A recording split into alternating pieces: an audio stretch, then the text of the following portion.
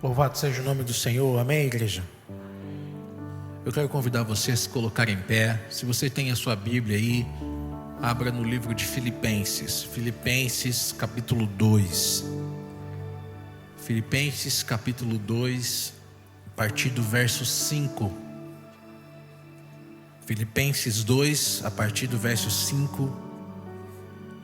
É talvez uma das passagens mais cristológicas que temos na Bíblia. Tende em vós o mesmo sentimento que houve também em Cristo Jesus, pois ele, subsistindo em forma de Deus, não julgou como usurpação o ser igual a Deus. Antes, a si mesmo se esvaziou, assumindo a forma de servo, tornando-se em semelhança de homens e reconhecido em figura humana, a si mesmo se humilhou, tornando-se obediente até a morte, e morte de cruz. Pelo que também Deus o exaltou sobremaneira, e lhe deu um nome que está acima de todo nome, para que ao nome de Jesus se dobre todo joelho, nos céus, na terra e debaixo da terra, e toda língua confesse que Jesus Cristo é Senhor, para a glória de Deus Pai. Amém, igreja?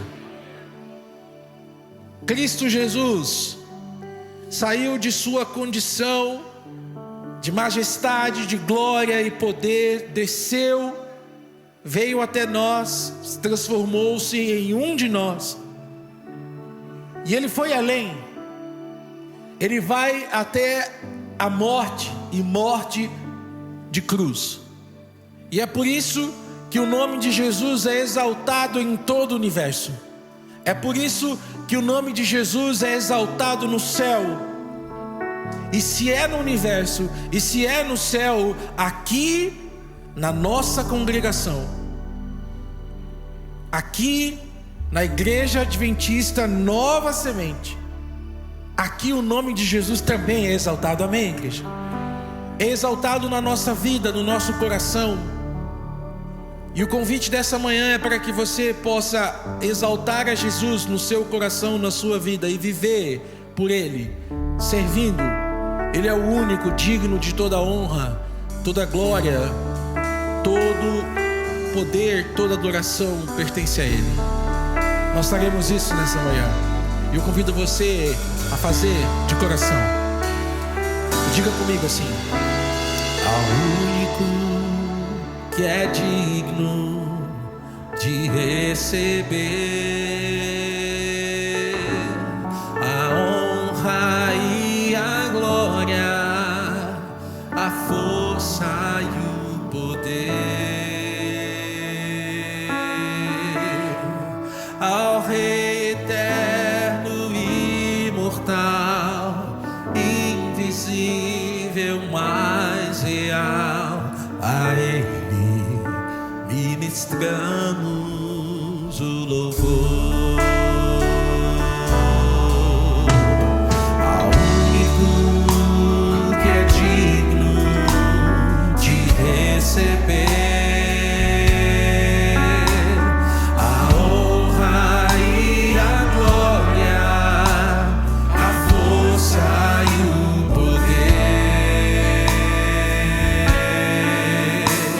ao Rei eterno e imortal.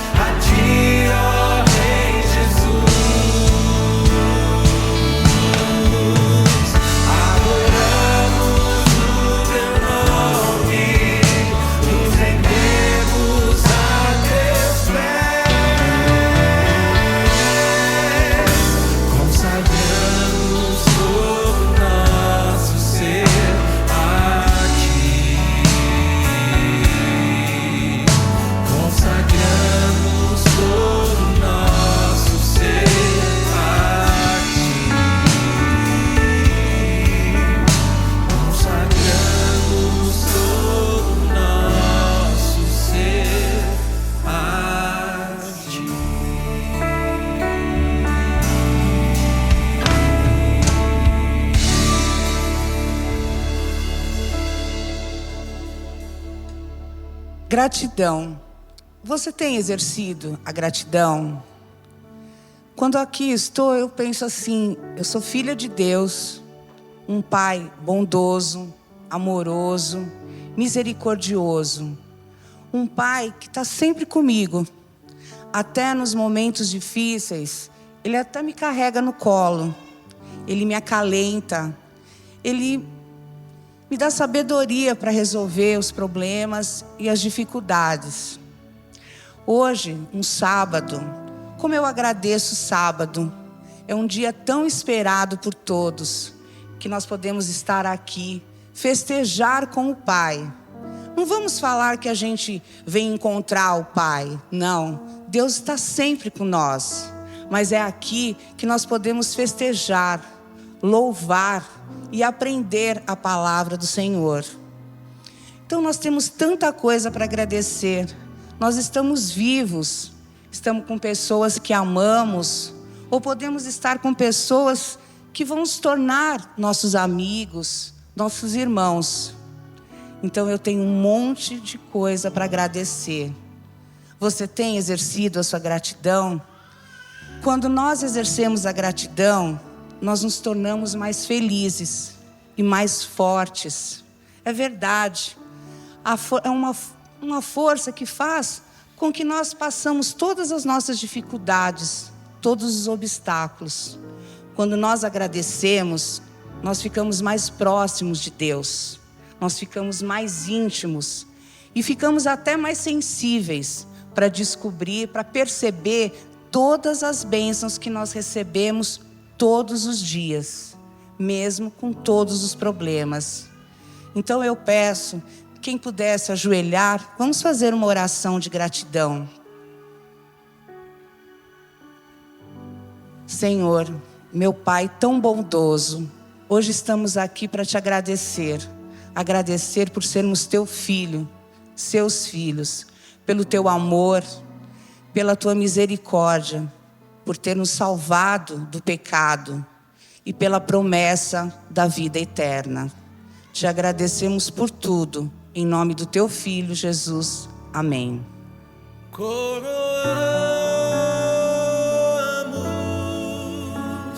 a ti, ó Rei Jesus. Coroamos a ti, ó Rei Jesus. Adoramos o teu nome, nos rendemos a teus pés, consagramos todo o nosso ser a ti.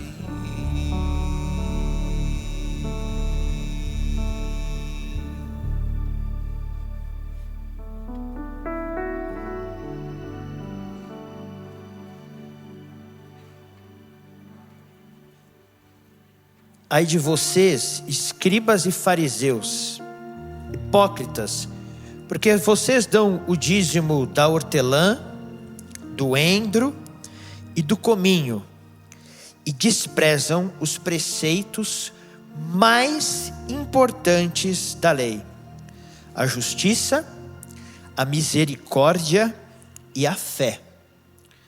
Mas vocês devem fazer estas coisas sem omitir aquelas. Guias cegos coam um mosquito, mas engolem um camelo. O assunto que Cristo está procurando tratar aqui, nesse momento, é sobre a hipocrisia. E ele menciona aqui uma atitude dos escribas e dos fariseus, que num outro momento nos evangelhos ele chega a elogiar, e fala para os seus discípulos que eles deveriam tomar como exemplo. Justamente o fato dos fariseus serem extremamente fiéis nos seus dízimos e nas suas ofertas. Era um exemplo a ser seguido. No entanto, aqui, Cristo ele ressalta o seguinte: que isto não é tudo, não é o suficiente. É um engano pensarmos que a nossa fidelidade em nossos dízimos e em nossas ofertas é um caminho, um meio de alcançarmos qualquer graça de Deus. É um engano. A nossa vida com Deus, ela vai muito além disto. E nós devemos ser fiéis nos dízimos e nas ofertas. Primeiramente, porque tudo pertence a Deus. Assim diz a sua palavra, a Bíblia. Tudo é dele. Nós não estamos dando nada a Deus. Mas também nós devemos estar aqui para louvá-lo através dos dízimos e das ofertas, como uma forma de gratidão por tudo aquilo que Deus me dá e faz por mim. Neste momento todos terão essa oportunidade de adorar ao nosso Deus através dos dízimos e das ofertas. Os diáconos passarão as salvas, mas aqueles que quiserem contribuir através da chave Pix, que estará sendo projetada no telão, também poderão fazê-lo. O e-mail da chave Pix é o mesmo e-mail que você, depois de contribuir, deve enviar o comprovante. Aqueles que estão nos acompanhando pela internet podem contribuir através do QR Code que vocês estão vendo aí na sua tela.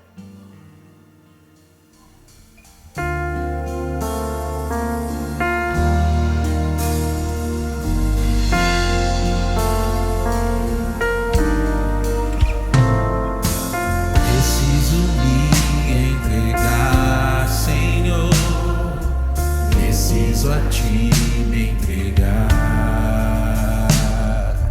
preciso ouvir tua voz a me falar.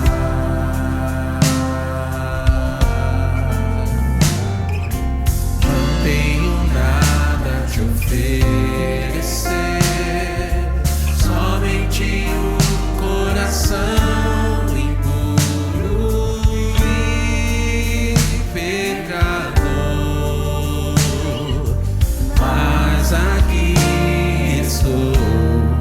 aceita, Senhor.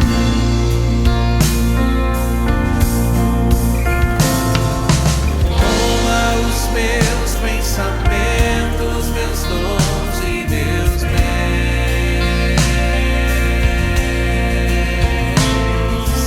Toma o meu coração e tudo que ele tem.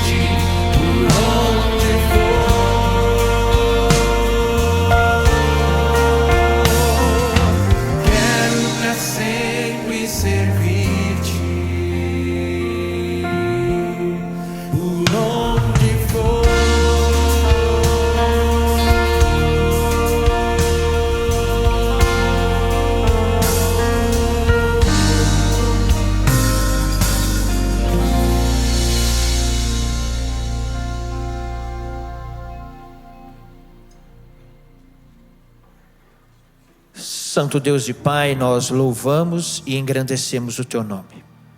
Agradecemos-Te por todas as bênçãos que o Senhor nos concede. E pedimos agora, ó Pai, que o Senhor receba essas nossas ofertas, esses nossos dízimos, como uma expressão de reconhecimento que o Senhor é dono de tudo e também como uma expressão de louvor e de gratidão a Ti. Que o Senhor abençoe os Teus filhos, o Teu povo em todo este mundo. Te pedimos isto em nome do Senhor Jesus Cristo. Amém.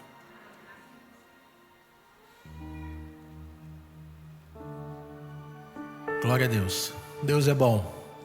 Nós vamos adorá-lo ou continuar adorando, cantando um clássico do Inário Adventista. A gente já fez isso aqui algumas vezes, então você já conhece a canção, já conhece o hino do Inário. Como mudou agora o Inário, eu não sei dizer exatamente qual é o número desse hino, porque eu não me acostumei ainda com o número, mas eu conheço a música de cor e você também vai poder cantar agora com muita força, com muito entusiasmo, como diziam os antigos.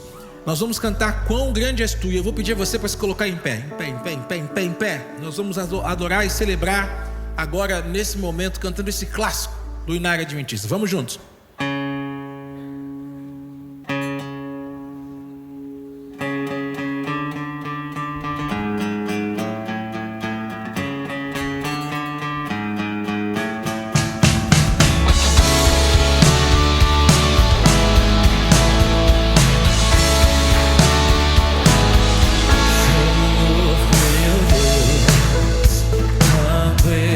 Maravilhado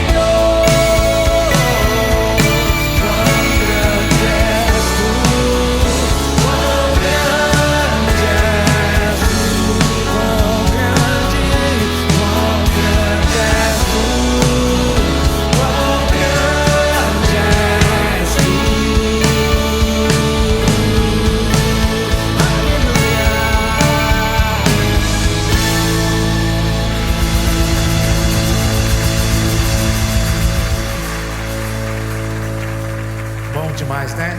Bom é louvar ao Senhor na presença dEle, sentindo a presença também dos nossos irmãos juntos, a congregação dos santos, a reunião daqueles que creem. É o que acontece aqui. Toda vez que nos reunimos aqui, nós estamos em volta da nossa fé, da crença,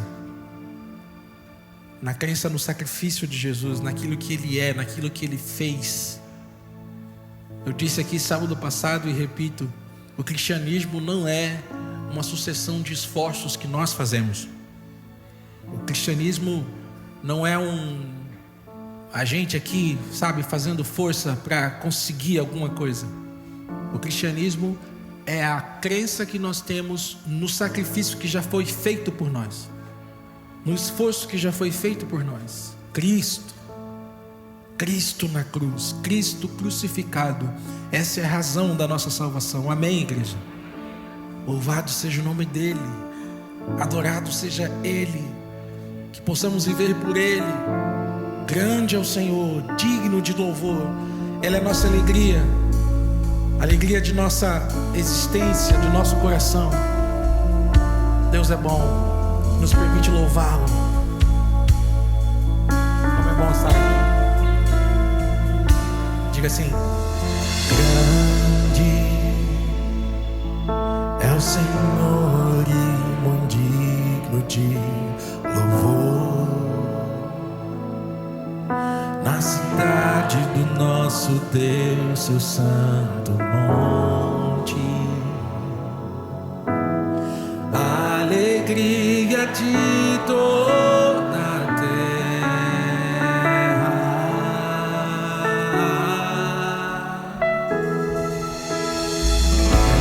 Grande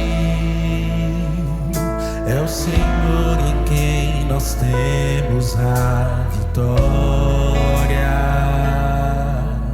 e que nos ajuda contra o inimigo.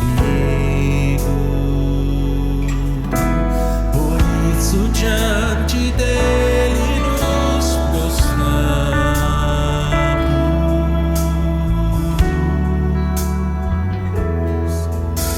Queremos o teu nome engrandecer e agradecer-te por tua obra em nossa vida. Confiamos em teu infinito amor.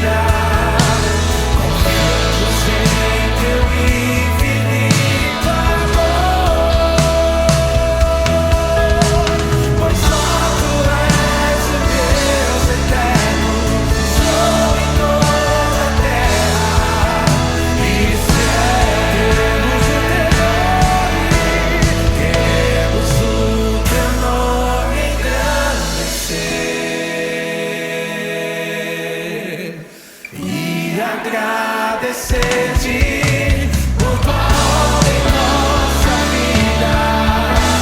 Confiamos em teu infinito amor,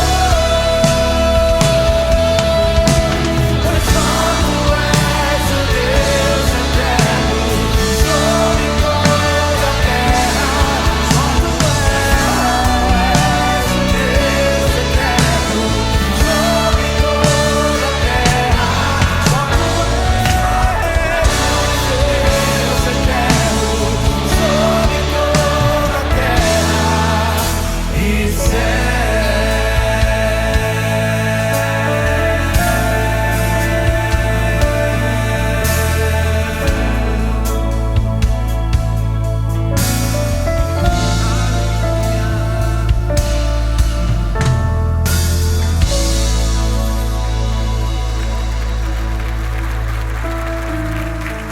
Glória ao Senhor Jesus. A Bíblia diz que Deus assiste à reunião dos santos, que Ele se agrada dos louvores e que Ele habita no meio dos louvores. Deus está aqui, amém? Eu não sei quantos entendem exatamente a importância dessa afirmação. Quando a gente diz Deus está aqui, geralmente o amém que vem depois disso é um amém muito fraco, e aí a gente tem que ficar botando fogo aqui em você. Talvez a gente ore agora para que o Espírito Santo abra os seus olhos, abra o seu coração, e você veja e perceba a realidade deste culto. Deus está nesse lugar, amém, igreja? Isso é uma realidade. É por isso que nós nos alegramos, é por isso que nós adoramos, é por isso que nós erguemos louvor aqui, porque Deus está aqui. Porque se Deus não estivesse aqui, não faria sentido nada disso. Nada disso faria sentido.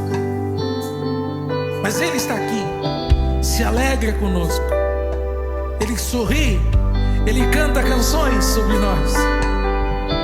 Oh, maravilha!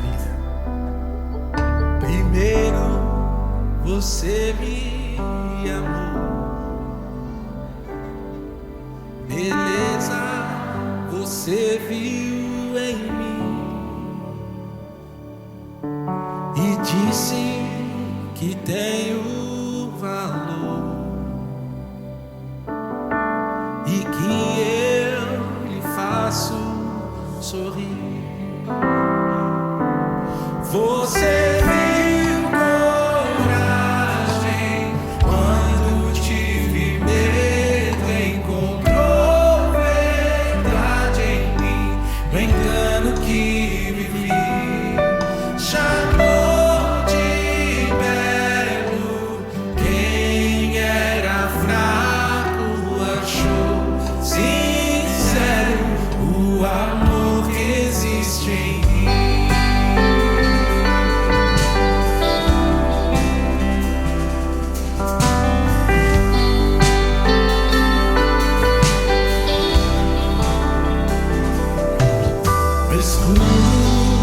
Do meu coração, você uma luz fez brilhar, cantou sobre mim uma canção, verdades que não vão mudar. Você viu coragem quando tive medo, encontrou verdade em mim,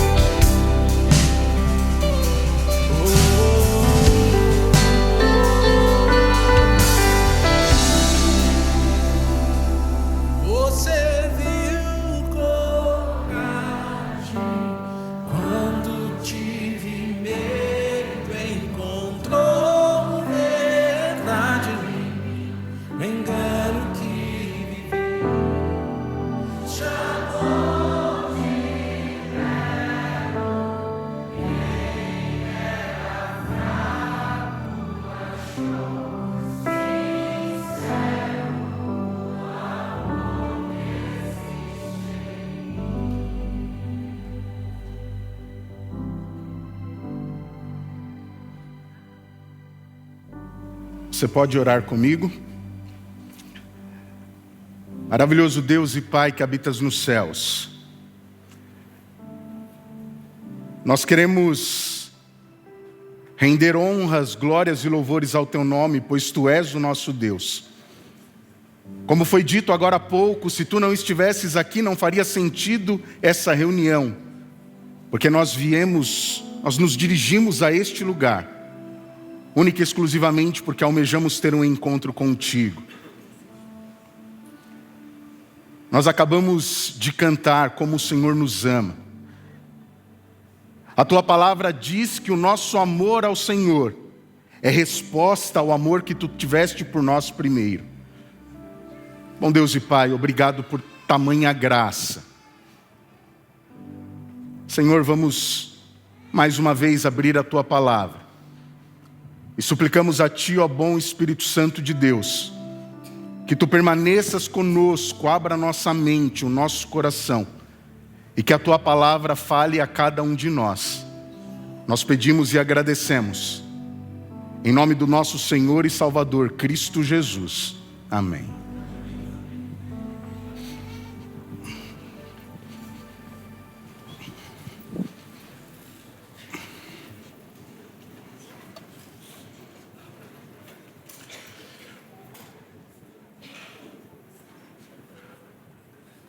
Um bom dia a todos vocês, sejam todos muito bem-vindos à Nova Semente, essa que é uma comunidade da Igreja Adventista do Sétimo Dia que existe há quase 18 anos, com um propósito que foi dado por Deus, para que todos nós, ao nos reunirmos aqui semana após semana, tenhamos uma experiência real e transformadora com o nosso Deus. Você também que nos acompanha pela internet, seja bem-vindo e, se possível, em algum momento, venha adorar ao Senhor aqui conosco. Você será muito bem recebido e com certeza o seu coração vai se alegrar. Nós nos alegraremos com a sua presença, mas muito mais o nosso Deus. Alguns recadinhos rápidos sobre a nossa programação. Hoje à tarde, às 16h30, nós temos a nossa classe bíblica Começos, e faço aqui o convite para que, se você quiser estudar a Bíblia de um modo sistematizado, por temas, venha e participe conosco. Às quartas-feiras, sempre às 19h30, nós temos a nossa sala de oração. Fica aqui o convite também, para que você possa participar e adorar ao Senhor também no transcorrer da semana. Eu gosto muito de uma citação do livro Testemunhos Seletos, volume 1, a página 457. E lá Ellen White diz o seguinte: a música deve ter beleza, emoção e poder. E eu louvo a Deus porque quando nós nos reunimos aqui na Nova Semente, não que isso não aconteça em outros lugares, em outras igrejas, mas nós temos o privilégio de a cada reunião sermos tocados por Deus por intermédio da música, do louvor. E é interessante que quando Ellen White diz isso, provavelmente decorra do que Paulo escreveu aos Coríntios. Ele diz: então o que farei? Ele diz: louvarei com o espírito, mas também louvarei com a mente. Isso indica para mim e para você que o louvor envolve não somente um mero assentimento cognitivo, a questão racional, mas ela também envolve as nossas emoções. Portanto, o louvor, a música, deve falar a nossa mente, a nossa razão, mas ela também tem que tocar o nosso coração. E eu e você somos privilegiados. E pedimos a Deus que Ele continue abençoando os nossos músicos, a nossa banda, o nosso ministro de louvor e todos que aqui participam. E nós também, quando nos envolvemos nesse momento de poder louvar e adorar ao Senhor através da música. Nós estamos então dando continuidade à nossa série intitulada O Poder dos Fracos, e essa série é baseada livremente no livro do pastor e doutor Amin Rodor, A Vantagem nas Desvantagens. E como vocês bem sabem, nós então estamos relembrando algumas histórias do Antigo Testamento. E nessas histórias nós temos visto como é que Deus age e se vale de pessoas débeis, frágeis como eu e você. Pessoas que aos olhos da sociedade, aos olhos das pessoas, não seriam pessoas escolhidas para desempenharem papéis tão importantes como os que foram registrados na Bíblia Sagrada. Mas é justamente nesse ponto, nesse momento, quando parece que as coisas não têm solução, nós não encontramos respostas, é aí que Deus age. É aí que Ele se revela como sendo o poder daquele que é fraco. É aí que Ele se revela sendo a vantagem daquele que porventura viva em uma situação de aparente desvantagem. E aí vem dois pontos que eu destaquei com vocês e gostaria de reforçá-los aqui. Por que Deus escolhe pessoas que são aparentemente inadequadas e improváveis? A resposta a própria Bíblia fornece para mim e para você. É justamente para que eu e você não venhamos nos gloriar e pensar que o poder está em nós, que decorre daquilo que eu e você podemos fazer, das nossas habilidades, das nossas aptidões. A Bíblia diz para mim e para você o seguinte, nesse texto aqui, Jeremias 9, os versos 23 e 24. Glorie-se nisto em me conhecer e saber que eu sou o Senhor e faço o quê? Misericórdia. Se eu e você queremos nos gloriar em alguma coisa, a palavra diz que o único objetivo de nossa glória deve ser em conhecer a Jesus Cristo, conhecer ao Senhor. O segundo motivo pelo qual Deus escolhe pessoas frágeis e débeis como eu e você, para que possamos trabalhar em prol da causa dele, fazer com que o reino avance, é justamente porque como representantes e embaixadores dele aqui nesse mundo, enquanto aqui vivermos, nós não estamos, queridos, como que vivendo em um passeio. Nós estamos participando de uma grande sala de aulas. E nessa sala de aulas, nós continuaremos aprendendo. E o livro Patriarcas e Profetas diz o seguinte, é o calor da fornalha que separa a escória do verdadeiro ouro. Através de momentos de provação, de lutas, de dificuldades que eu e você enfrentamos aqui, o propósito e o objetivo de Deus é forjar o meu e o seu caráter, à semelhança do caráter dele, para que nós então estejamos a cada dia, a cada momento, mais parecidos e semelhantes com o nosso Deus. Na semana passada, o pastor Ricardo nos apresentou uma mensagem baseada no livro de Hebreus, capítulo 11, versículos de 35 a 40. E ele relembrou e apresentou para nós o que aconteceu na vida de Abraão, Sara e do seu filho também Isaque. E nós vimos aqui que na vida daquelas pessoas a grande vantagem foi a manifestação do poder de Deus, mostrando para eles e mostrando também para nós que o meu futuro, a minha e a sua esperança deve estar centralizada na pessoa daquele que é o meu Deus, o nosso Deus. E hoje nós vamos continuar com esse tema, os rios de Damasco. Como você bem sabe, a Bíblia Sagrada ela tem 66 livros, 39 livros no Antigo Testamento, 27 livros no Novo Testamento. E a Bíblia ela está ali em sua divisão, ela está dividida por estilos literários. Nós temos o Pentateuco, os livros históricos, os livros poéticos, temos os profetas maiores, os profetas menores. No Novo Testamento nós temos os evangelhos, temos o livro de Atos, que é um livro histórico, que narra e conta a história da igreja primitiva. Depois nós temos as epístolas ou as cartas, sejam gerais ou as epístolas que eram direcionadas a algumas pessoas. E por fim nós temos um livro profético, o livro de Apocalipse, o livro da Revelação. E nessa manhã eu gostaria de convidar todos vocês a nos dirigirmos ao livro histórico, segundo o livro dos Reis, e nós leremos o capítulo 5, a partir do verso de número 1. Segundo o livro dos Reis, capítulo 5, a partir do versículo de número 1.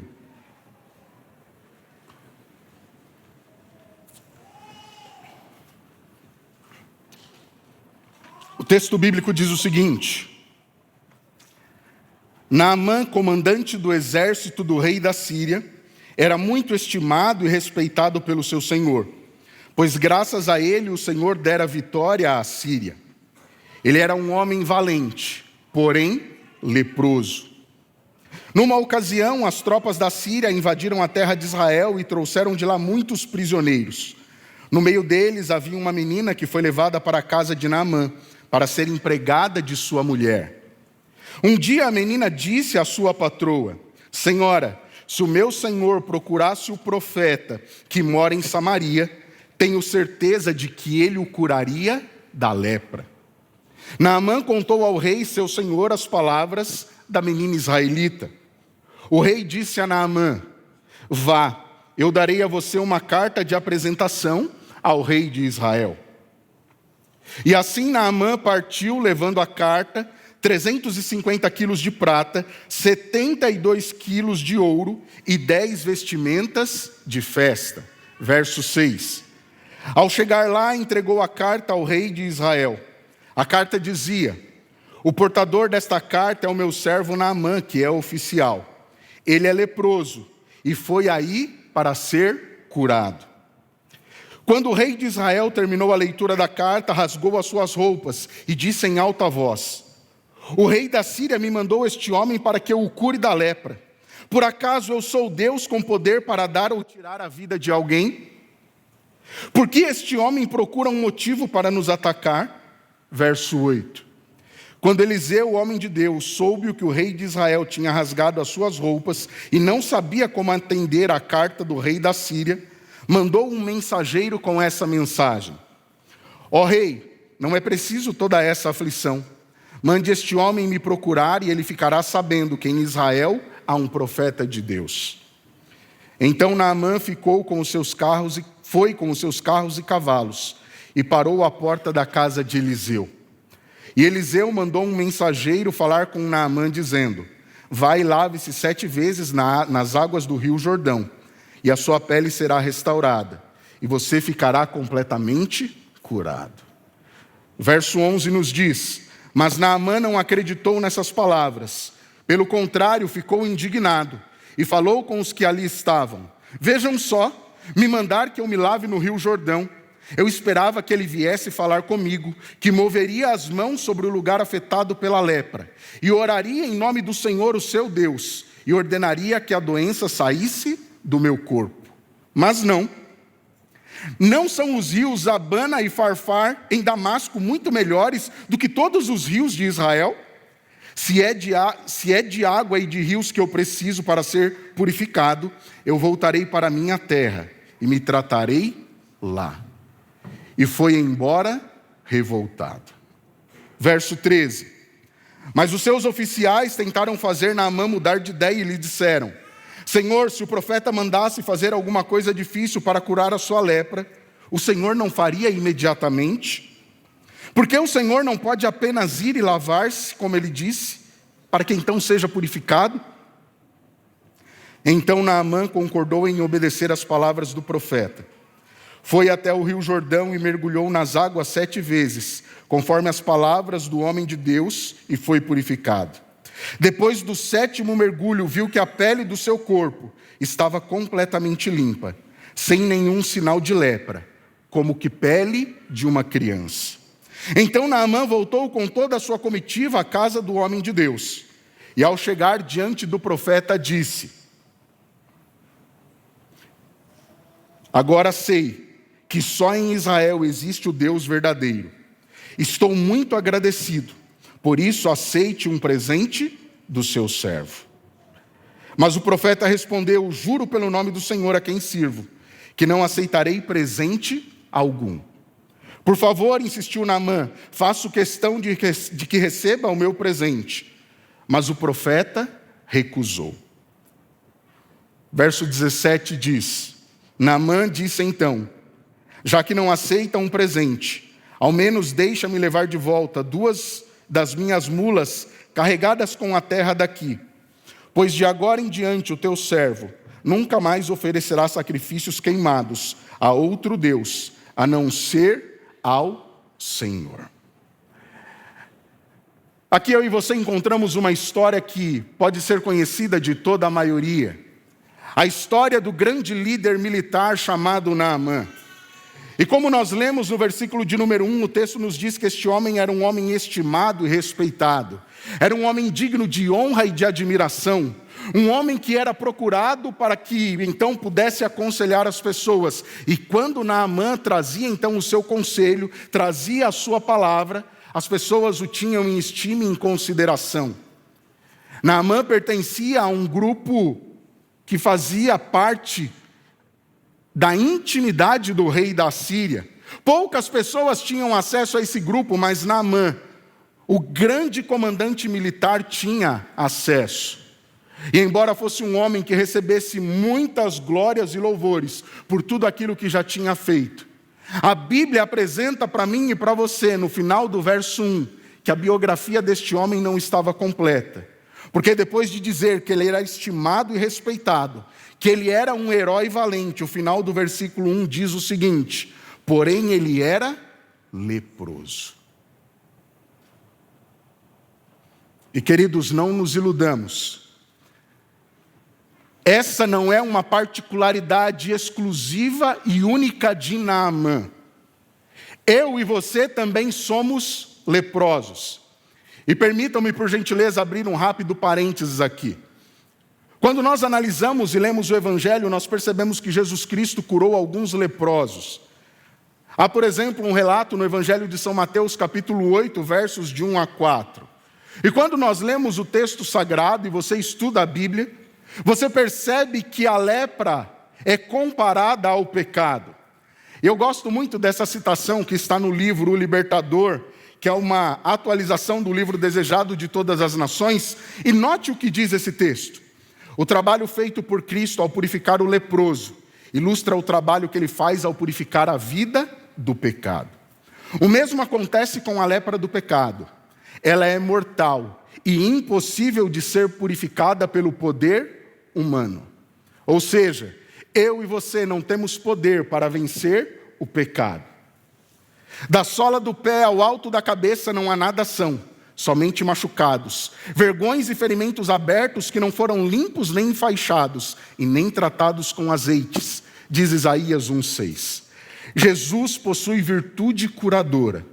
Todos que caírem aos seus pés dizendo com fé: Senhor, se quiseres pode purificar-me, ouvirão a resposta: quero, seja purificado.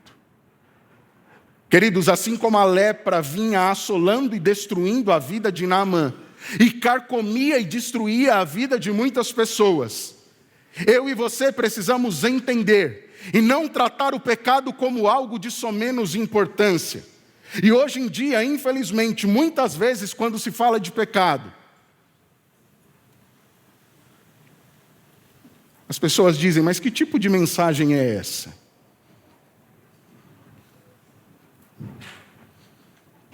Nós não estamos exaltando o pecado, mas nós não podemos nos esquecer da malignidade, da destruição que o pecado causa. Assim como a lepra manchava o corpo, o pecado mancha a nossa vida. Assim como a lepra contaminava a pele, o pecado contamina o nosso coração, a nossa mente. Assim como a lepra consumia as extremidades do corpo de um leproso, o pecado consome a nossa consciência. Assim como a lepra apodrecia os membros do corpo, o pecado apodrece a moral humana. Assim como a lepra levava as suas vítimas à morte, o pecado também mata e tira o quê? A nossa vida. Nós não podemos olhar para o pecado como sendo uma coisa comum, e que eu e você podemos única e simplesmente dizer: eu nasci como um pecador, então está tudo certo. Não. Porque, queridos, quando nós lemos o texto bíblico, Isaías diz no capítulo 59, verso 2, que o pecado causa separação entre Deus e nós. O pecado é um mal moral, e eu e você somos seres morais livres, criados por Deus. E quando nós voltamos a Gênesis capítulo 3, versos de 1 a 6, nós percebemos que quando nós decidimos violar a vontade revelada de Deus, nós estamos pecando. Basta que nós leiamos o capítulo 1 de Romanos, em especial, versículos de 18 a 22, e nós nos depararemos com a depravação e a destruição que o pecado causa em nossas vidas. A Bíblia, de um modo bastante direto e sintético, define pecado como sendo a transgressão da lei, 1 João capítulo 3, verso 4. Mas Tiago, inspirado por Deus, amplia e diz que aquele que sabe que deve fazer o bem e não faz, esse está pecando. Romanos 14, 13, Paulo diz que aquilo que não provém da fé é pecado. Pastor, então não há solução para mim, porque eu nasci e sou um pecador. Não há solução para mim e para você. A libertação do poder e do jugo do pecado está na pessoa de Jesus Cristo. E o próprio Cristo, em João 8,36, João registrou as palavras de Cristo: quando você se encontrar com Cristo verdadeiramente, dele você receberá a libertação do poder do pecado. Você se lembra das palavras de Cristo, registradas por João no capítulo 14, os versos 4 e 5? Sem mim nada podeis o quê? Fazer. Se queremos vencer o poder do pecado, precisamos estar ligados à videira. Precisamos estar ligados a Jesus Cristo.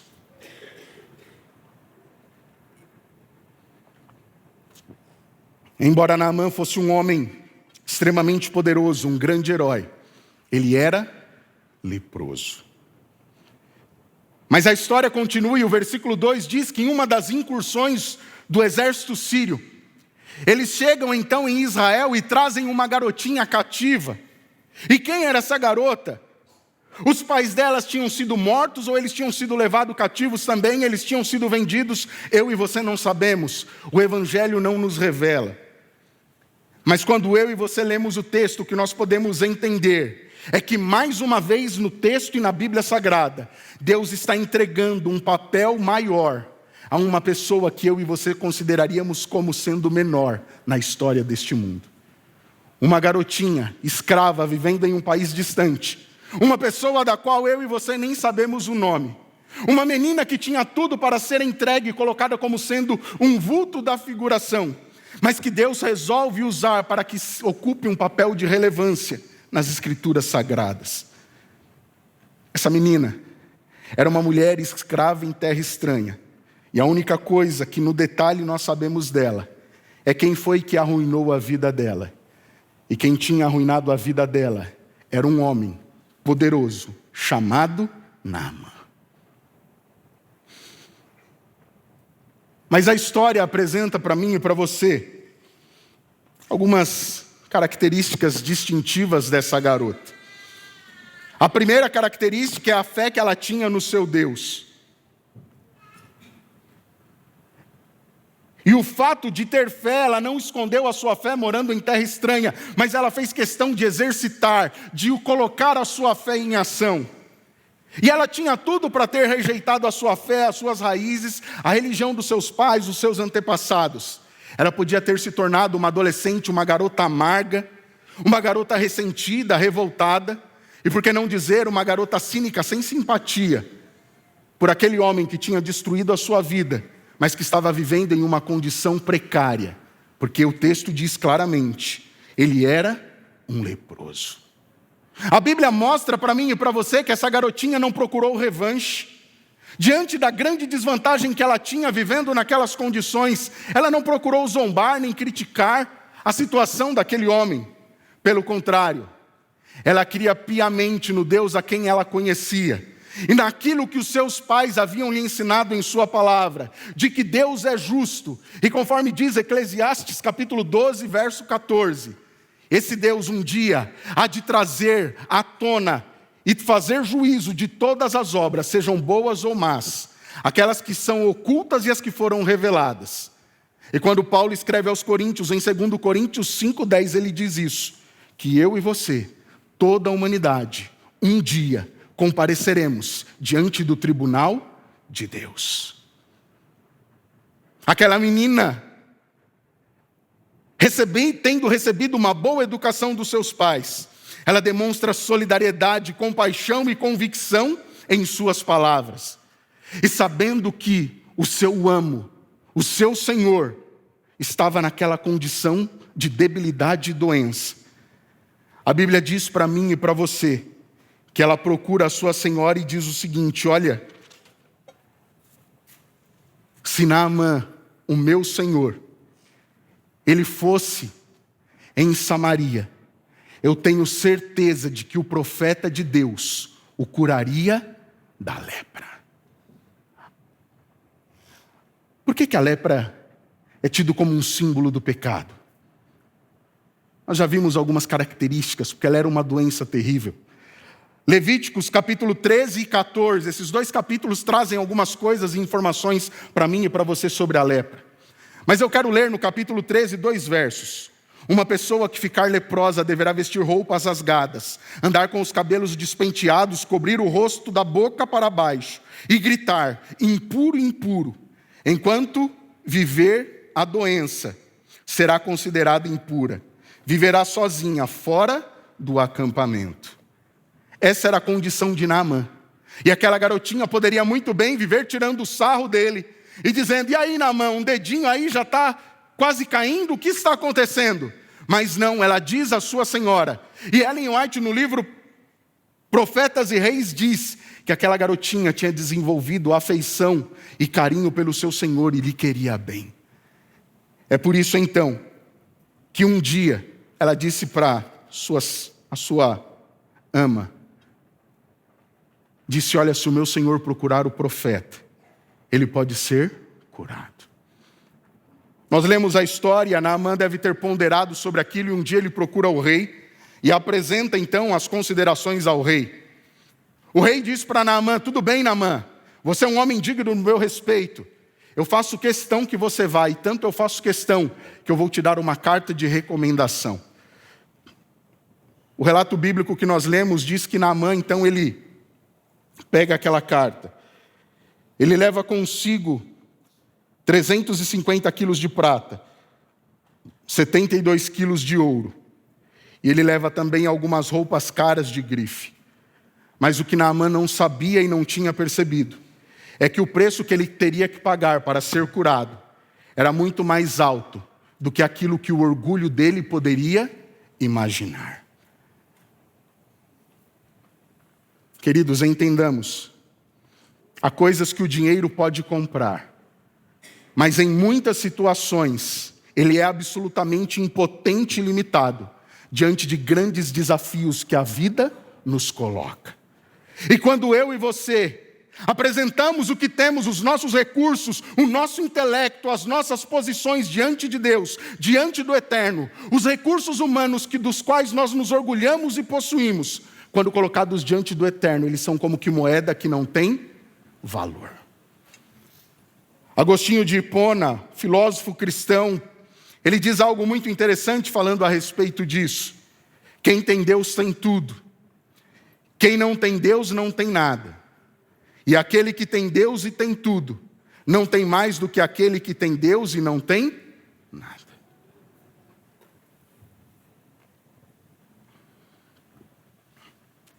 O que é que eu e você temos? Do que é que eu e você temos nos orgulhado? O dinheiro, as posições, o poder de Naamã não valeu nada naquele momento.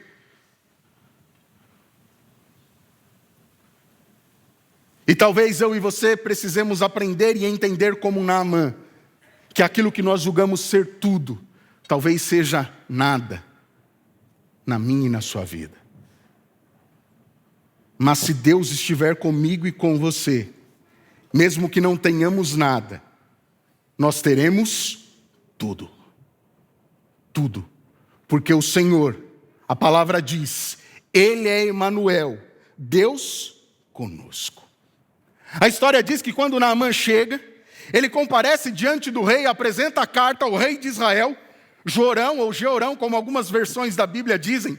Jeorão era filho de Acabe, imagina que exemplo que ele tinha tido. Jeorão estava acostumado a fazer como seu pai, ocupar e valer-se das benesses do reino, mandar nas pessoas, fazer os seus conluios e desfrutar única e exclusivamente da riqueza. Mas ele perdeu uma grande oportunidade de, naquele momento, testemunhar daquele a quem ele tinha sido escolhido para ser representante, o Deus de Israel. Mas o que Jorão mostra é uma atitude patética, uma atitude impotente. E o que Jorão apresenta àquele homem é uma atitude de medo. E ele diz, mas como é que esse homem, como é que o rei manda um homem para cá, leproso, e diz que eu tenho que curá-lo? Por acaso eu sou Deus e tenho o poder de dar a vida para alguém? Este homem, ele deve estar, este rei sírio, ele deve estar procurando uma circunstância para que então nós sejamos o quê? Atacados. Quando as oportunidades se colocam diante de mim e de você, como é que eu e você temos nos relacionado e tratados com aqueles que não são e não conhecem o Deus a quem eu e você conhecemos? Paulo, escrevendo aos Colossenses, capítulo 4, verso 5, diz o seguinte: aproveitem o máximo as oportunidades para contar o evangelho aos de fora. Sejam sábios em todos os seus contatos com eles. Jorão não foi sábio. Ele não testemunhou do seu Deus. Eliseu ficou sabendo disso e diz: rei, não se preocupe, mande este homem até aqui. E quando então Naamã com a sua comitiva chega na porta da casa de Eliseu, a alguma distância, ele recebe logo de cara um tratamento de choque. Ele estava esperando um atendimento VIP. E o texto bíblico, o próprio Naamã diz: eu pensei que este homem viria aqui pelo menos conversar comigo. E que ele então faria alguns movimentos com as mãos, porque era assim que as pessoas, os rituais mágicos aconteciam. E que ele oraria, e você percebeu na expressão, ele oraria ao seu Deus. Ao Deus de quem? Ao Deus de Eliseu. E ele mexeria a mão sobre o meu corpo e eu seria curado. Quando vem o retorno, a mensagem que o assistente ou o servo de Eliseu traz: olha, o meu rei disse que você deve ir ao Rio Jordão. Você deve se lavar ali 7 vezes e você vai ficar curado. O texto bíblico diz para mim e para você que Naamã ficou o quê? Indignado.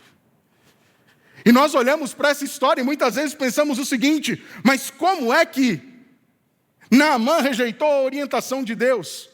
E nós naturalmente, facilmente julgamos e criticamos o quê? A Naamã. Mas queridos, sejamos sinceros conosco e pensemos: por que é que eu e você muitas vezes olhamos para a palavra de Deus, lemos as orientações de Deus e fazemos como Naamã? Viramos as costas e dizemos: em Damasco existem rios e possibilidades de resolução de problema muito melhor do que mergulhar no Rio Jordão.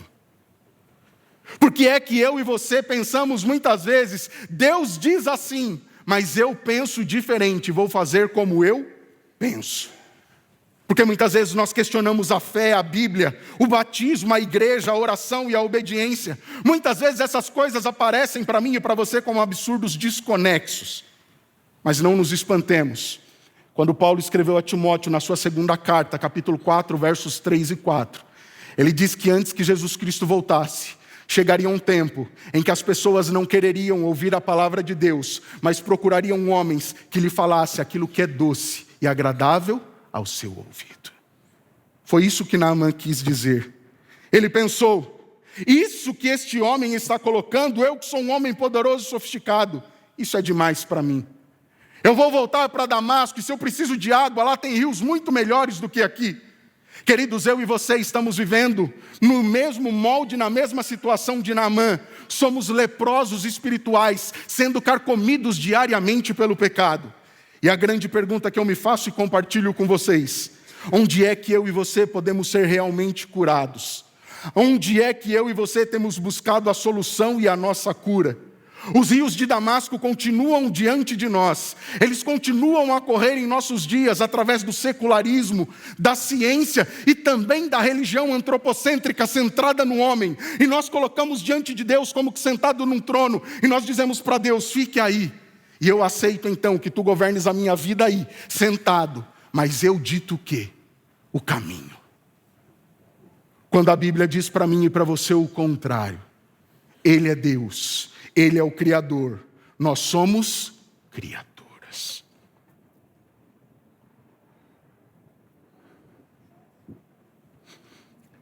Nós lemos o relato.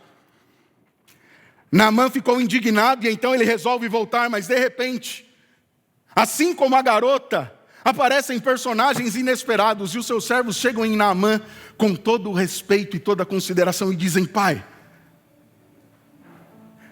se o homem de Deus, se esse homem tivesse dito para o Senhor fazer alguma coisa difícil, que trouxesse a cura para o Senhor, me diz, o Senhor não faria? Ele diz: sim, eu faria. Eu penso que ele arrasou, ele pensa, ele conjectura, e ele chega à conclusão: sim, eu faria. Eles dizem: então, por favor, considere o que esse homem falou, se dirija até o Rio Jordão.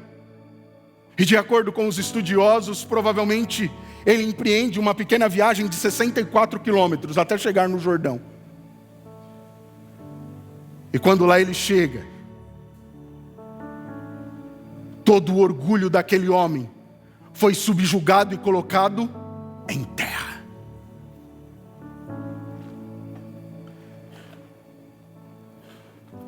Será que eu e você somos homens e mulheres orgulhosos como Naamã?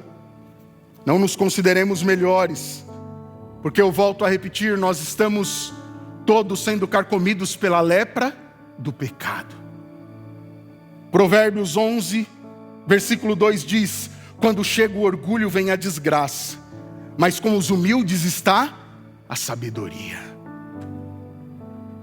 No mesmo livro de Provérbios, capítulo 16, verso 18, diz que o orgulho precede a queda, a soberba, a arrogância vem antes da ruína. Naamã coloca todo o seu orgulho de lado e começa a mergulhar. E o texto diz que depois que ele mergulha pela 7ª vez, quando ele sai da água e olha para o seu corpo, o que aconteceu? Ele foi o quê? Curado.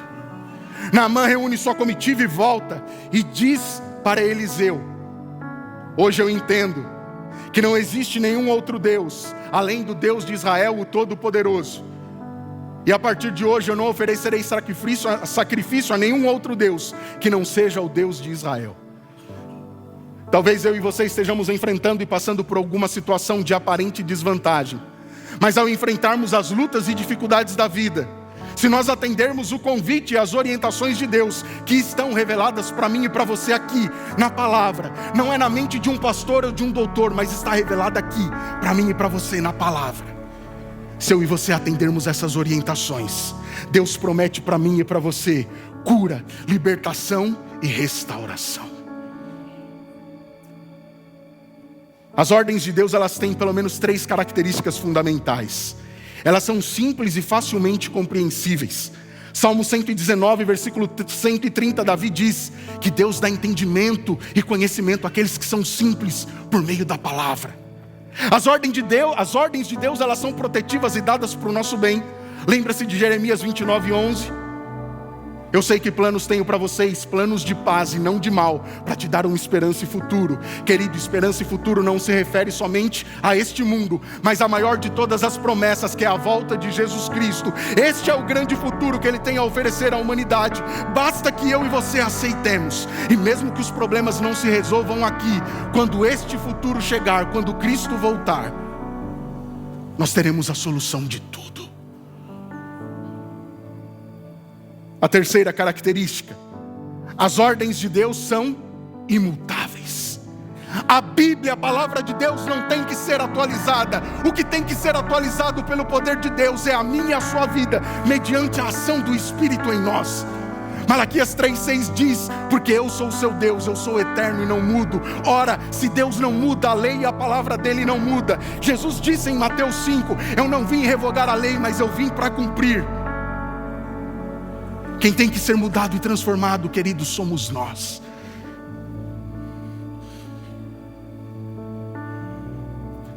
A palavra de Deus, a Bíblia, ela está cheia, repleta de imperativos de Deus. Necessário vos é nascer de novo. Lembra-te do dia de sábado, o 7º dia. Amai os vossos inimigos. Perdoe 70 vezes 7. Se você crer e for batizado, você deve fugir do inimigo. Você deve orar sem cessar. Anderson, você deve dar graças em tudo. Anderson, a palavra diz, você não deve adulterar. Anderson, você deve buscar em primeiro lugar o reino dos céus. Mas Deus me ama e te ama tanto que Ele não nos obriga a fazer nada. Ele dá para mim e para você a liberdade de escolha, se atenderemos a estes imperativos ou não. Naamã teve que aprender, diante de um imperativo de Deus, que fora externado por intermédio do profeta Eliseu, no Jordão, 7 vezes. Queridos, as alternativas são simples: obedecer ou resistir e continuar leproso. Em outras palavras, é Cristo ou o caos. A decisão é minha e é sua. Eu quero encerrar lendo esse texto para vocês. Romanos capítulo 8, versículo 18. Considero que nosso sofrimento de agora não é nada comparado à glória que Ele nos revelará mais tarde. Naamã sofreu por um momento de sua vida, mas subjugou o seu orgulho, se voltou para Deus, foi curado, restaurado. Passou a ser um adorador de Deus, e Deus espera que isso aconteça comigo e com você. Mas eu volto a repetir aqui na nossa série o que eu disse no outro sermão que eu fiz. Não nos iludamos, porque até que Ele volte, talvez eu e você ainda nos deparemos com algumas situações problemáticas e difíceis. Mas o que Deus espera de mim e de você é que nós continuemos crendo, certos do poder de Deus, para guardar o meu e o seu tesouro até aquele dia chegar. Nós não sabemos se até esse dia chegar, até que Cristo volte, se virão motivos de privação. Nós não sabemos se mal ou bem o que é que nós vamos enfrentar. Mas o que Deus espera de mim e de você é que nós continuemos crendo que Ele é poderoso, e Ele vai guardar o meu e o seu tesouro até esse dia chegar. Nós vamos justamente ouvir essa canção agora. E o meu apelo a você neste momento é que ao ouvir essa canção, você apresente ao seu Deus, ao nosso Deus, aquilo que talvez esteja te afligindo. Apresente o que te causa dor, mas creia e confie que o nosso Deus tem poder para curar.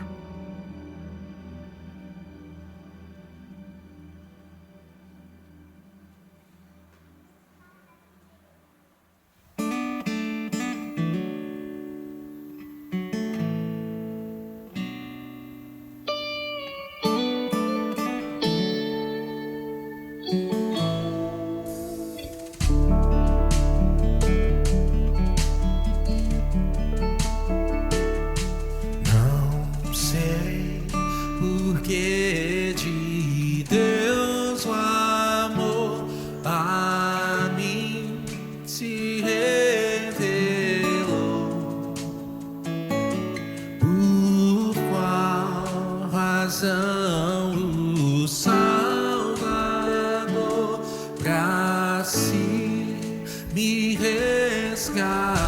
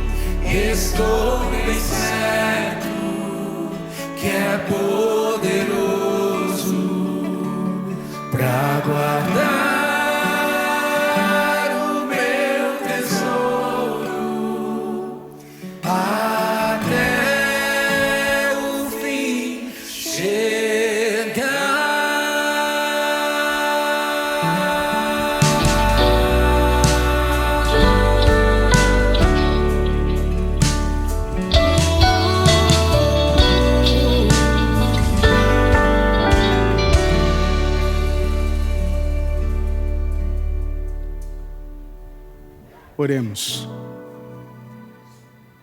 Eterno Deus e bom Pai, queremos agradecer ao Senhor porque temos acesso à Tua Palavra. Pedimos a Ti, ó bom Deus, que Tu coloques em nós diariamente, a cada momento, o desejo de ler, de se debruçar e ouvir a Tua voz por meio da Tua Palavra. Obrigado pela oportunidade que tivemos de relembrar a história de Naamã nesta manhã.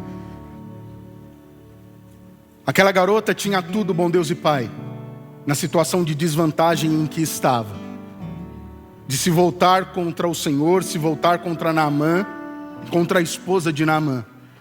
Mas ela confiou no Senhor, exercitou e exerceu a sua fé, testificou do Senhor em uma situação totalmente adversa. E por conta do testemunho e da influência daquela garota, Naamã recebeu não só a cura física, mas ele conheceu o verdadeiro Deus, o Deus de Israel, o Deus que é o nosso Deus. Bom Deus e Pai, se o nosso orgulho, ou se alguma outra faceta da lepra do pecado tem se manifestado em nossa vida, nós queremos colocar isso diante do Senhor mais uma vez e suplicar que o Senhor nos cure, assim como Tu fizeste com Naamã, para a honra e glória do Teu nome. Que a Tua bênção, a Tua paz permaneça sobre a vida de cada um de nós aqui e as famílias representadas. Continua conosco e nos abençoa no restante desse dia e de nossas vidas, é o que pedimos e agradecemos. Em nome de Jesus, amém. Essa é a nova semente, uma experiência real e transformadora com Deus.